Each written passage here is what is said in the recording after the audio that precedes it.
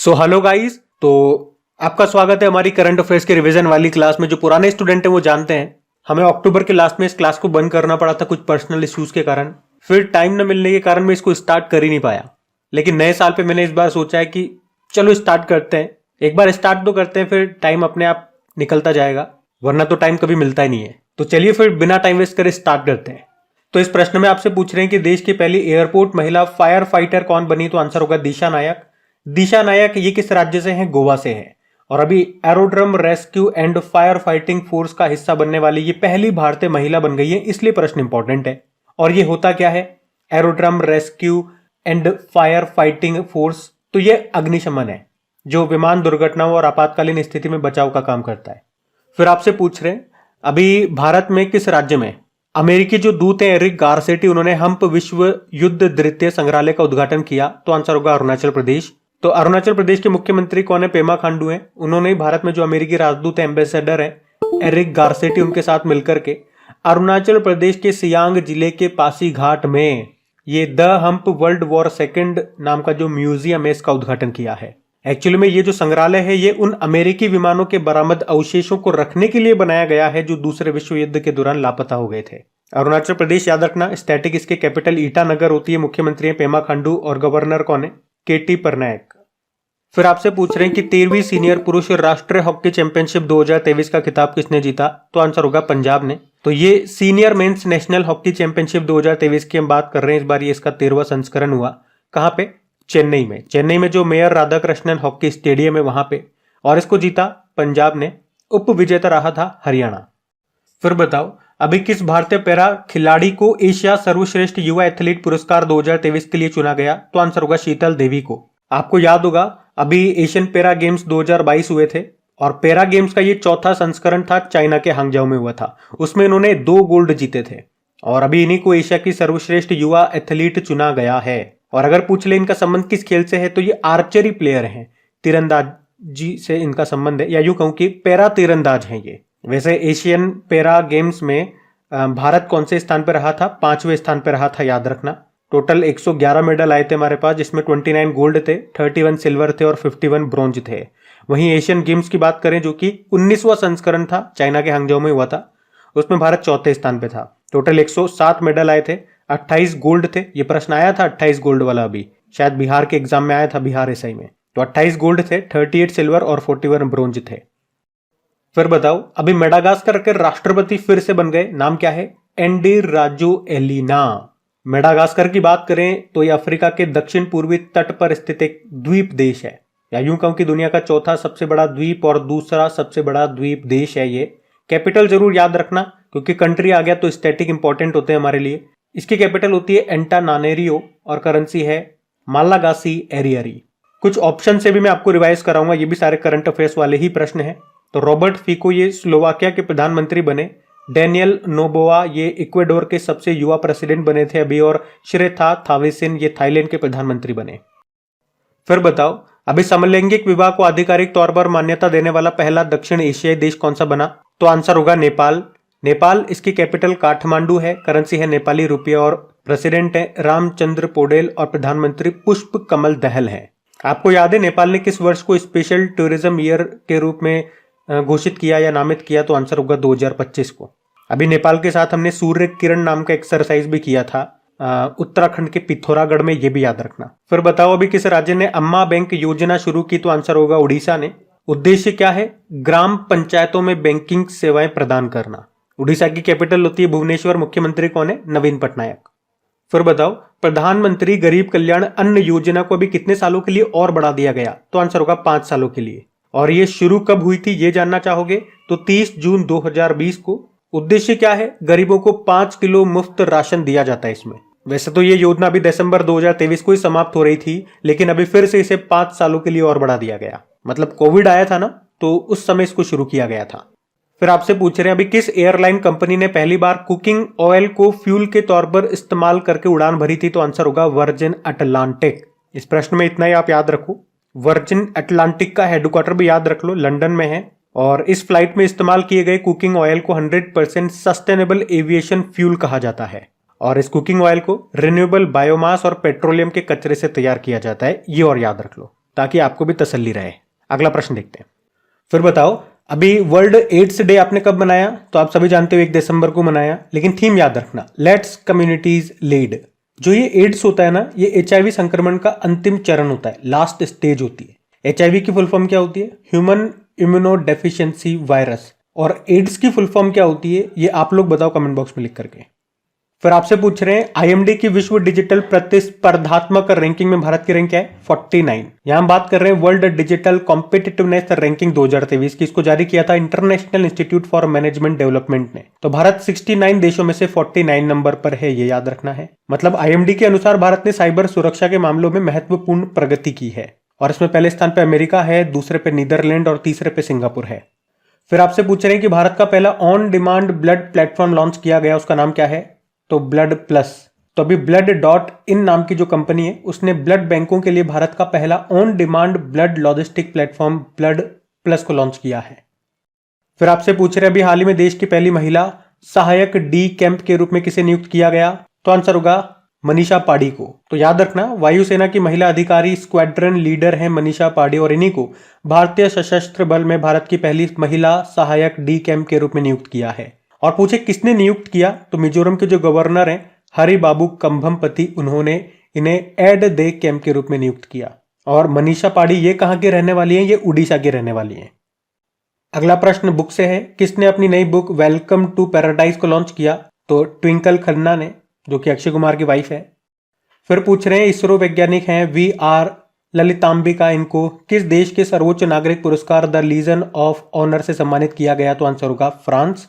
तो एक तो ये याद रखना, ये इसरो के वैज्ञानिक हैं VR ललितांबिका, और इन्हीं को भी फ्रांस के सर्वोच्च नागरिक पुरस्कार द लीजन ऑफ ऑनर से सम्मानित किया गया। क्यों दिया गया?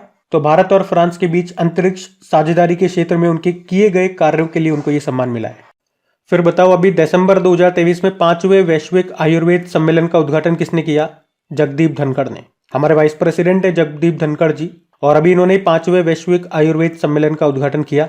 कहां पे किया? केरल के तिरुवनंतपुरम में। और ये आयुर्वेद में अब तक का सबसे बड़ा सम्मेलन है, तो इंपॉर्टेंट होगा ये।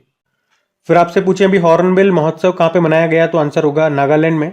याद रखना, हॉर्नबिल फेस्टिवल ये नागालैंड में मनाया जाता है। इस बार इसका 24वां संस्करण रहा।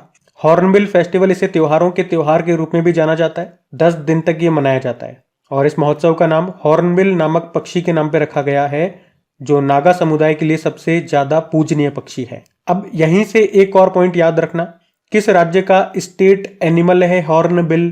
तो एक तो केरल का भी है और अरुणाचल प्रदेश का भी है।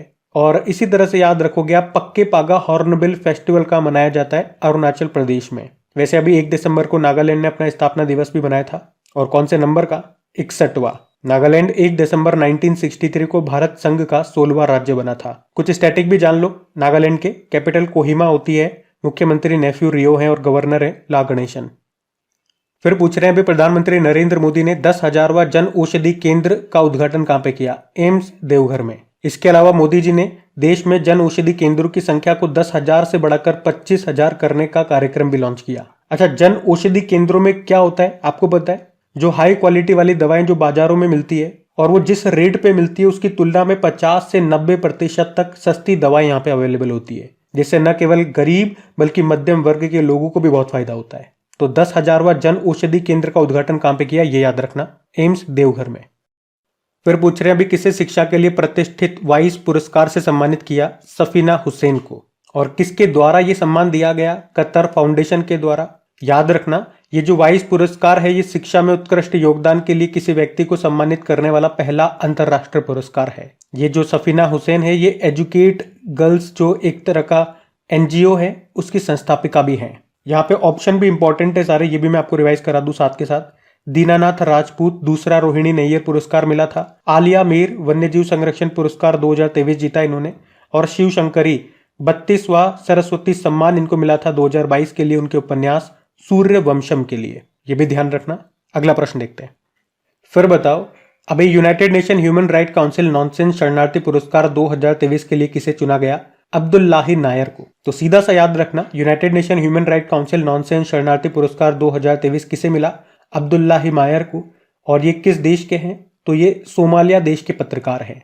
इसमें पुरस्कार राशि के रूप में $1 लाख दिए जाते हैं। United nation human right council की बात करें, स्थापना 1950 में होती है, हेडक्वार्टर है जेनेवा स्विट्जरलैंड में, और इस पुरस्कार की स्थापना हुई थी 1954 में। अभी हमने पढ़ा था सफीना हुसैन के बारे में, वाइस पुरस्कार इनको मिला था शिक्षा में नवाचार के लिए, इनोवेशन के लिए। पेरुमल मुरुगन याद रखना 2023 का जेसीबी साहित्य पुरस्कार मिला था इनके उपन्यास फायर बर्ड के लिए।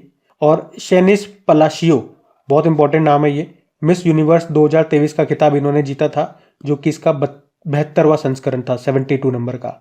किस देश की हैं ये भी प्रश्न आ सकता है। निकारागुआ देश की हैं ये। इंपॉर्टेंट क्वेश्चन है ये, ऑप्शन भी इंपॉर्टेंट है। अगला प्रश्न क्या कह रहा है फिर कि अभी हाल ही में आर्टिफिशियल इंटेलिजेंस आधारित मॉडल क्यू स्टार को किसने डेवलप किया? ओपन एआई ने। ये क्यू स्टार ये एआई बेस्ड मॉडल है और ओपन एआई ने इसको लॉन्च किया। ये कंपनी अमेरिका की, आप जानते हो, जिसने चैट जीपीटी को लॉन्च किया था। तो ये जो क्यू स्टार है ये क्या काम करेगा? ये बुनियादी गणितीय समस्याओं को हल करने का काम करेगा। अगला प्रश्न है, अभी दुनिया में पहली बार सिकल सेल और थैलेसीमिया के इलाज के लिए कैसगेवी जीन थेरेपी को किसने मंजूरी दी? तो आंसर होगा यूनाइटेड किंगडम। तो ये मुख्य रूप से दो रोग हो गए, सिकल सेल एनीमिया और थैलेसीमिया, और वर्तमान में इन दोनों का ही इलाज संभव नहीं है। इन दोनों रोग में क्या होता है, आरबीसी रेड ब्लड कॉर्पोसेल्स का निर्माण सही तरीके से नहीं होता, मतलब जो हीमोग्लोबिन है उसका निर्माण सही तरीके से नहीं होता, इसलिए उन्हें एनीमिया कहते हैं, यानी कि खून की कमी हो जाती है। लेकिन अभी इंग्लैंड ने इसके इलाज के लिए एक जीन थेरेपी खोद ली है और उसी का नाम रखा है कैसगेवी जीन थेरेपी। इसी कैसगेवी जीन थेरेपी को क्रिस्पर कैस9 तकनीक कहते हैं। और अगर पूछे कि इससे ठीक होने वाले अभी दुनिया के पहले रोगी कौन बने थे, विक्टोरिया ग्रे बने थे। इन्हें सिकल सेल एनीमिया रोग था, पर अब ये ठीक हो गई हैं। अच्छा, एक डे इससे आपको याद आएगा, sickle cell anemia awareness day होता है 19 जून को। वैसे भारत का लक्ष्य क्या है सिकल सेल एनीमिया को खत्म करने का? 2047 का है, और 2047 हमारा ऊर्जा स्वतंत्र बनने का लक्ष्य भी है, ये भी याद रखना। फिर आपसे पूछ रहे अभी किस राज्य सरकार ने मिशन दक्ष नामक पहल शुरू की? तो आंसर होगा बिहार ने। दक्ष का मतलब हो गया dynamic approach for knowledge and skill. मतलब इसमें क्या होगा, जो बच्चे पढ़ाई में कमजोर हैं उनकी अलग से क्लासेस लगाई जाएंगी। बच्चों को झुंड में एक साथ नहीं पढ़ाएंगे, हर टीचर 5-5 बच्चों को पढ़ाएंगे और उन्हें योग्य बनाएंगे। 5-5 बच्चे इसलिए ताकि सब पे वो ध्यान दे सके, 3 से लेकर 8वीं तक के बच्चों को। तो मिशन दक्ष याद रखना, संबंध बिहार से है। फिर आपसे पूछ रहे अभी फ्रांसीसी पुरस्कार है night of the order of arts and letters, इससे किस भारतीय को भी सम्मानित किया गया? अर्शिया सत्तार को। ये जो पुरस्कार है ये साहित्य के क्षेत्र में दिए गए उत्कृष्ट योगदान के लिए दिया गया। ये कहाँ की रहने वाली है? बंगलुरु कर्नाटक की रहने वाली है। और इन्हें ये पुरस्कार क्यों मिला? तो फ्रांसीसी सांस्कृतिक विरासत को बढ़ावा देने के लिए जो उन्होंने कार्य किए उसके लिए इनको ये पुरस्कार मिला। ये ऑप्शन आप पढ़ चुके हो। VR ललितांबिका इसरो की वैज्ञानिक है। अभी फ्रांस सरकार ने अपने शीर्ष पुरस्कार द लीजन ऑफ ऑनर से इनको सम्मानित किया था। सलमान रुश्दी तो आप जानते ही हो, अभी पहला life time disturbing peace award इनको मिला था, इंपॉर्टेंट है ये। और जीना महसा अमीनी की बात करें तो यूरोपीय संघ का सखारोव पुरस्कार 2022 इनको मिला था। अगला प्रश्न भी इंपॉर्टेंट है, अभी किसने फास्टर 2.0 पोर्टल को लॉन्च किया? तो सुप्रीम कोर्ट ऑफ इंडिया ने। वैसे वर्तमान में हमारे चीफ जस्टिस ऑफ इंडिया कौन है? DY चंद्रचूड़ हैं 50वें नंबर के। पहले नंबर के कौन थे? हीरालाल जेकानिया। सुप्रीम कोर्ट के बारे में आर्टिकल 124 से लेकर 147 तक बताया गया है। अगला प्रश्न की बात करें तो अंतरराष्ट्रीय गुलामी उन्मूलन दिवस आपने मनाया 2 दिसंबर को। इंग्लिश में बोलोगे तो international day for the abolition of slavery. वैसे 2 दिसंबर को वर्ल्ड कंप्यूटर लिटरेसी डे के रूप में भी मनाते हैं। फिर बताओ, अभी 1 दिसंबर 2023 को BSF ने अपना कौन सा स्थापना दिवस मनाया था? 59 नंबर का। कहां पे मनाया? झारखंड के हजारीबाग में। BSF याद रखना पाकिस्तान और बांग्लादेश सीमा पर हमारी रक्षा करती है ये। और वर्तमान में डायरेक्टर जनरल नए बने थे ये, नितिन अग्रवाल इनका नाम है। अगला प्रश्न देखते हैं। फिर बताओ, अभी India debt resolution company limited के नए अध्यक्ष कौन बन गए? तो आंसर होगा नारायण शेषाद्री। और इन्होंने किनका स्थान लिया? दिवाकर गुप्ता का स्थान लिया। मैं दिवाकर गुप्ता का नाम आपको क्यों बता रहा हूं? क्योंकि अब दिवाकर गुप्ता ये national asset reconstruction company limited के अध्यक्ष बनेंगे। और इन दोनों को मिलाकर के ही, यानी कि IDRCL और NARCL को मिलाकर के ही बनता है बेड बैंक। तो बेड बैंक एक लाइन में आप कहोगे ये एक ऐसा संगठन है जो बैंकों का जो नॉन परफॉर्मिंग एसेट्स है उसको खरीदेगा और उसे मार्केट में बेचेगा। तो ये इंपॉर्टेंट अपॉइंटमेंट हो गया एक तरह से, और बैंकिंग वाले स्टूडेंट्स के लिए तो मोस्ट इंपॉर्टेंट हो गया। बाकी सारंग देव आप जानते हो, अभी वर्ल्ड हेल्थ ऑर्गेनाइजेशन ने TB सलाहकार समूह में इनको शामिल किया था। और अमोल मजूमदार भारतीय महिला क्रिकेट टीम के मुख्य कोच बने। फिर बताओ अभी चर्चा में रहा अमृत वृक्ष आंदोलन का संबंध किस राज्य है? तो आंसर होगा असम से। अब ये चर्चा में क्यों है? क्योंकि अभी अमृत वृक्ष आंदोलन के लिए असम सरकार को 9 गिनीज वर्ल्ड रिकॉर्ड प्राप्त हुए हैं। इस अभियान को असम सरकार ने 8 जून 2023 को शुरू किया था, जिसका उद्देश्य क्या था? राज्य में वृक्षारोपण को बढ़ावा देना। इस आंदोलन में असम में एक दिन में 1 करोड़ पेड़ लगाए गए थे। अब आपको याद आया होगा ये। फिर बताओ राष्ट्रीय प्रदूषण नियंत्रण दिवस की थीम क्या है? अच्छा, पहले तो ये बताओ कि ये दिन मनाते कब है? National pollution control day. तो आंसर होगा 2 दिसंबर को। और थीम है sustainable development for clean and healthy planet. और ये दिन क्यों मनाते हैं हम 2 दिसंबर को? क्योंकि 2 और 3 दिसंबर की रात्रि को 1984 में भोपाल गैस ट्रेजेडी हुई थी, आपको याद होगा। इसी कारण से 2 दिसंबर को ये दिन मनाते हैं। अच्छा, एक स्टैटिक प्रश्न यहां से बन सकता है आपका कि उस भोपाल गैस त्रासदी में कौन सी गैस लीक हुई थी? तो याद रखना मिथाइल आइसोसाइनेट, जिसका केमिकल फॉर्मूला होता है CH3NCO या फिर C2H3NO। और उसमें वो कंपनी का नाम भी पूछ लेते हैं कई बार, यूनियन कार्बाइड इंडिया नाम की कंपनी थी। और ये अगर पूछे कि मिथाइल आइसोसाइनेट का उपयोग मुख्य रूप से कहाँ पे होता है, तो इसका प्रयोग रबड़ और चिपकाने वाले पदार्थों के उत्पादन में किया जाता है। तो देखो 2 दिसंबर को आपके 3 दिवस हो गए। एक तो ये राष्ट्रीय प्रदूषण नियंत्रण दिवस हो गया, एक कंप्यूटर लिटरेसी डे होता है और अंतर्राष्ट्रीय गुलामी उन्मूलन दिवस होता है। तीनों याद रखना। अगला प्रश्न देखते हैं। फिर बताओ सेंड्रा डे ओ कॉर्नर का निधन हो गया। वे किस देश की सुप्रीम कोर्ट की पहली महिला न्यायाधीश थी? तो आंसर होगा अमेरिका। अच्छा, वैसे आपको याद होगा भारत में सुप्रीम कोर्ट की पहली महिला न्यायाधीश का भी अभी निधन हो गया। उनका नाम क्या है? फातिमा बीवी है। हमारे लिए ये नाम भी मोस्ट इंपॉर्टेंट है। वहीं अगर बात करें कि भारतीय रेलवे ने रेलवे ट्रैक पर हाथियों की सुरक्षा के लिए भी कौन सा AI सॉफ्टवेयर लॉन्च किया था? तो गजराज। ये प्रणाली, ये सिस्टम पूरी तरह से स्वदेशी है, इंडिजिनस है और इसमें AI का आर्टिफिशियल इंटेलिजेंस का इस्तेमाल किया गया है। कैसे काम करेगा? अगर पटरियों के आसपास अगर कोई हाथी आ जाता है तो ये उसे सेंस कर लेगा सिस्टम और स्टेशन मास्टर को जानकारी दे देगा, तो वो ऑटोमेटिक वहां से अगर कोई ट्रेन गुजरने वाली होगी तो उसे रोक देगा। इससे हाथियों की वजह से होने वाले रेल हादसों को रोका जा सकेगा। ये सिस्टम याद रखना, गजराज इसका नाम है। फिर बताओ भारतीय नौसेना दिवस कब मनाया गया? 4 दिसंबर को मनाते हैं। और इस बार इसका आयोजन कहां पे किया गया? ये इंपॉर्टेंट प्रश्न रहेगा। तो महाराष्ट्र के सिंधु दुर्ग किले में इसका आयोजन किया गया था। वैसे हमारे नेवल चीफ का नाम क्या है? R हरि कुमार है। एयर चीफ मार्शल की भी बात करोगे तो विवेक राम चौधरी हैं और आर्मी चीफ मनोज पांडे हैं। फिर बताओ अभी विश्व का पहला पोर्टेबल अस्पताल जिसका नाम है आरोग्य मैत्री एड क्यूब, इसका अनावरण कहां पे किया गया? तो आंसर होगा गुरुग्राम में। तो ये दुनिया का पहला पोर्टेबल अस्पताल है जिसका नाम आरोग्य मैत्री एड क्यूब है और अभी इसको लॉन्च किया गया गुरुग्राम में। पोर्टेबल अस्पताल मतलब इसे एक जगह से दूसरी जगह पे ले जा सकते हो आप।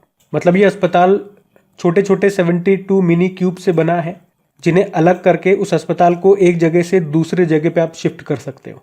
और इसे प्रोजेक्ट भीष्म के तहत स्वदेशी रूप से डिजाइन किया गया है। याद रखना, गुरुग्राम में इसका अनावरण हुआ। विश्व का पहला है इसलिए इंपॉर्टेंट है। फिर बताओ, ये भी इंपॉर्टेंट प्रश्न है। अभी 91 नंबर की 91वीं इंटरपोल महासभा का आयोजन कहाँ पे हुआ? ऑस्ट्रिया में हुआ था। और इससे पहले वाली भी याद रखना, 2022 में जो इंटरपोल की 90 नंबर की जनरल असेंबली महासभा हुई थी वो भारत में हुई थी, नई दिल्ली में। वैसे भारत इंटरपोल की 2 बार मेजबानी कर चुका है, एक तो 1997 में और अभी 2022 में भी की। और भारत वैसे इंटरपोल में शामिल कब हुआ था? 1949 में। इंटरपोल की बात करें, फुल फॉर्म होती है इंटरनेशनल क्रिमिनल पुलिस ऑर्गेनाइजेशन। मतलब ये एक अंतर्राष्ट्रीय संगठन है जो दुनिया भर में पुलिस सहयोग और अपराध नियंत्रण की सुविधा प्रदान करता है। हेडक्वार्टर लियोन फ्रांस में है, ये याद रखना। और 196 सदस्य देश हैं इसमें। अभी 196 नंबर का बना था पलाऊ, 2023 में ही बना था, इसलिए मैं आपको बता रहा हूँ। प्रेसिडेंट है अहमद नासिर अल रायसी। तो इंपॉर्टेंट जानकारियां दी है मैंने आपको, इनको ध्यान में रखना। अगला प्रश्न देखते हैं। फिर बताओ भारत के 84वें शतरंज ग्रैंड मास्टर कौन बने? तो आंसर होगा वैशाली रमेश बाबू। और ये कहाँ की रहने वाली है? ये चेन्नई की रहने वाली है और भारत की 84वीं नंबर की शतरंज ग्रैंड मास्टर बनी है। और एक शतरंज ग्रैंड मास्टर है हमारे R प्रज्ञानानंद, उनकी ये बहन है। तो आप कह सकते हो ग्रैंड मास्टर का दर्जा पाने वाली ये पहली भारतीय भाई बहन की जोड़ी है। और हमारे पहले शतरंज ग्रैंड मास्टर का नाम है विश्वनाथ आनंद। पहली महिला ग्रैंड मास्टर कौन है? S विजयलक्ष्मी है। सबसे ज्यादा ग्रैंड मास्टर भी आपको इसी राज्य से मिलेंगे, तमिलनाडु से। वैसे चेस को रेगुलेट करने वाली बॉडी है फिडे, इसका हेडक्वार्टर भी लुज़ेन स्विट्जरलैंड में है और वाइस प्रेसिडेंट है विश्वनाथ आनंद। फिर बताओ अभी Syed Modi India international badminton tournament 2023 में महिला एकल का खिताब किसने जीता? तो नोजोमी ओकुहारा ने। ये जो Syed Modi India international badminton tournament 2023 हुआ, ये हुआ कहाँ पे ये याद रखो। एक तो लखनऊ में हुआ और इसमें वुमेन सिंगल जीता नोजोमी ओकुहारा ने, ये जापान के बैडमिंटन प्लेयर हैं, जबकि मेन सिंगल जीता ची यू जेन ने, ये चीनी ताइपे के खिलाड़ी हैं। इतना सा आप याद रखना। फिर बताओ, अभी इकोनॉमिस्ट इंटेलिजेंस यूनिट ने दुनिया के सबसे महंगे शहरों की लिस्ट जारी की थी, उसमें टॉप पर कौन है? टॉप पे इसमें 2 शहर हैं, सिंगापुर और ज्यूरिक। इस रिपोर्ट का नाम है world wide cost of living index 2023। इसको इकोनॉमिस्ट इंटेलिजेंस यूनिट ने जारी किया है। दुनिया के सबसे महंगे शहरों की ये लिस्ट है और इसमें स्विट्जरलैंड का शहर ज्यूरिक और सिंगापुर ये दोनों टॉप पर हैं, जबकि सीरिया की जो कैपिटल है दमिश्क, वो सबसे सस्ते शहरों की सूची में टॉप पर रहा। ये ध्यान रखना। फिर बताओ, ICFRI मतलब Indian council of forestry research and education, यानी कि भारतीय वानिकी अनुसंधान और शिक्षा परिषद, इसकी पहली महिला निदेशक कौन बनी है? तो आंसर होगा कंचन देवी बनी है। तो ये जो संस्था है भारतीय वानिकी अनुसंधान और शिक्षा परिषद, इसका मुख्यालय आपको मिलेगा देहरादून में। स्थापना इसकी होती 1986 में। मैं आपको क्यों बता रहा हूँ ये, या ये प्रश्न क्यों मैं आपको करवा रहा हूँ? क्योंकि ये भारत में वानिकी अनुसंधान के लिए जिम्मेदार सबसे बड़ा संगठन है और इसी में अभी पहली महिला निदेशक बनी है, निदेशक भी बनी है और वो भी पहली महिला, इसलिए प्रश्न इंपॉर्टेंट हो गया। कंचन देवी इनका नाम है। मनीषा पीढ़ी का नाम आपने पढ़ा ही था अभी, देश की पहली महिला सहायक टी कैंप के रूप में नियुक्त किया था इनको। और दिशा नाइक देश की पहली एयरपोर्ट महिला फायर फाइटर बनी थी। अगला प्रश्न देखते हैं। चलो फिर बताओ, अभी दिसंबर 2023 में किसे प्रेसिडेंट कलर सम्मान से सम्मानित किया? तो आंसर होगा armed force medical college Pune. और किसने किया ये सम्मानित? हमारे राष्ट्रपति द्रौपदी मुर्मू जी ने। किसे? पुणे के आर्म्ड फोर्स मेडिकल कॉलेज को प्रेसिडेंट कलर से सम्मानित किया। तो ये जो प्रेसिडेंट कलर है, ये किसी भी सैन्य इकाई को दिया जाने वाला सबसे बड़ा सम्मान है और इस सम्मान को राष्ट्रपति का निशान के नाम से भी जाना जाता है। और आपको बता दूं, ये एशिया में किसी भी देश के सशस्त्र बलों के द्वारा स्थापित पहला मेडिकल कॉलेज है, जिसकी स्थापना हुई थी 1 मई 1948। चलो बताओ, अभी नौसेना दिवस पर प्रधानमंत्री जी ने किस किले पर छत्रपति शिवाजी महाराज जी की प्रतिमा का अनावरण किया? तो आंसर होगा राजकोट किला। अब आप एग्जाम में कंफ्यूज मत हो जाना, क्योंकि नौसेना दिवस समारोह का आयोजन हुआ था कहाँ पे? महाराष्ट्र के सिंधुदुर्ग किले में। और नौसेना दिवस के मौके पर ही प्रधानमंत्री जी ने छत्रपति शिवाजी महाराज जी की प्रतिमा का अनावरण किया राजकोट किले में। मैं इसलिए प्रश्न करा रहा हूं ताकि आप कंफ्यूज न हो जाओ। तो गाइज, ये थी आज की हमारी रिवीजन वाली क्लास। नए साल की पहली रिवीजन वाली क्लास हमारी रही है। बहुत हिम्मत करके मैं इसे तैयार कर रहा हूँ, क्योंकि मेरे पास टाइम बिल्कुल नहीं है। मुझे नहीं पता मैं इसको कैसे कंटिन्यू रखूंगा या कितना कंटिन्यू रख पाऊंगा।